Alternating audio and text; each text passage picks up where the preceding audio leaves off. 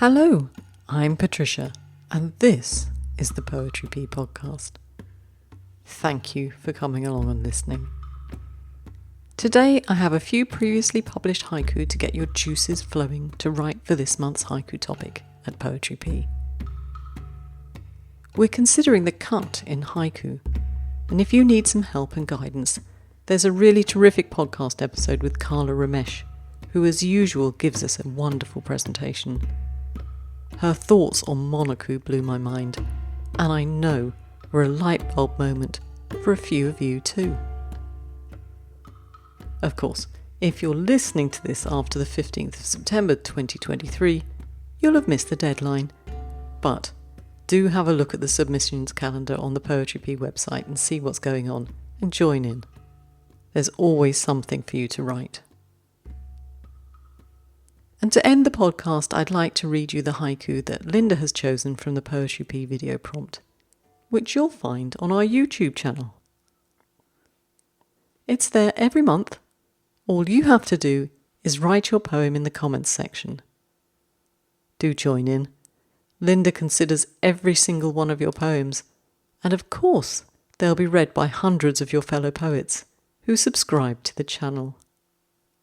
And if you don't, perhaps you'd like to. So, shall we begin with a few examples of poems that illustrate the cut? First off, a monoku by Bob Baldwin, which I found in the haiku anthology edited by Cor Vandenheuvel. Leaves blowing into a sentence. Now, with a monoku, you have the opportunity to cut in more than one place. So let me read this one to you again and again. Leaves blowing into a sentence. Leaves blowing into a sentence. You could almost put an ellipsis in that version, couldn't you? A sentence, leaves blowing into. That one might be a stretch, but I think we do have the circular movement in the monoku that Carla illustrated. Next, there's a poem by Rick Tarquinio from Presence, issue 69, in March 2021. A leaf for a bookmark. Autumn wind. A leaf for a bookmark. Autumn wind. And if you go to the show notes, you'll see that this haiku uses no punctuation to emphasize the cut. It doesn't need to. It's clearly there. We exchange secret smiles. Wild strawberries. We exchange secret smiles. Wild strawberries. And that one's by Annie Wilson and was in the Poetry Pea Journal 1/23. And in this one, Annie has used an ellipsis in the second line, which I believe enhances the idea of the exchange of secret smiles. For me, it creates an extra dimension to the secret, and quite possibly adds a pinch of sensuality. Anyway, I'll put these few haiku in the show notes so you can read them and mull them over. Now let's listen to the haiku that Linda has chosen to feature from the August prompt. These poems won't be in the show notes as they'll be featured in the next Poetry Pea Journal 2/23, which, with all my fingers and toes crossed, should be out in December this year. Congratulations to the featured poets, and many thanks to Linda for her dedication to Poetry Pea and to your poetry. Thanks, Linda. Still fox.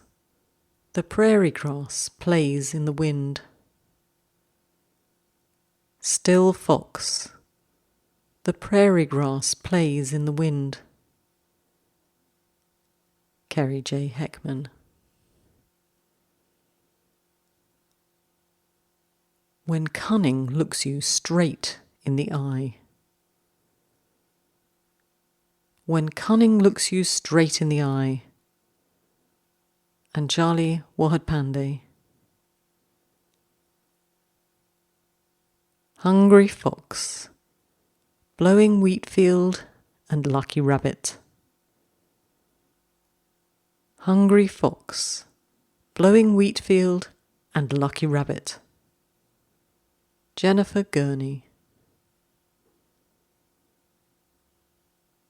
Fading sunset, a rabbit skips into the shadows.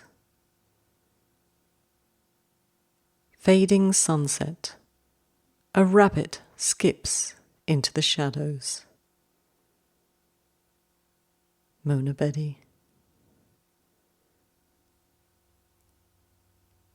Kitsune, a dangerous beauty in waving grass. Kitsune, a dangerous beauty in waving grass. Anna Maria Domberg San Cristoforo. Now, I didn't know what kitsune was, but Anna Maria tells me kitsune is the Japanese for fox, so most appropriate for this month's prompt. Once again, congratulations to our poets. You did great. And thank you to Kendall Oi, because he sent the video in. Thank you very much. And of course, if you have something that you'd like to send in which you think would be good for a prompt, just get in touch with me by email and I'll tell you how. The video does need to be filmed in landscape mode, not in portrait. It's so difficult to use a portrait one. So now I'm off to read some more of your submissions for the topic of cuts. I hope you got yours in. Remember, the hard and strict deadline is the 15th of September 2023. Thank you to all of you who've been buying me coffees and making donations to Poetry P. All the costs of the website are approaching this month, so my coffee money will be extremely useful. Thank you very much. So next time I have another presentation for you. Do come along, and I think you're going to be inspired. Until then, keep writing. And don't forget to check out the show notes. Ciao!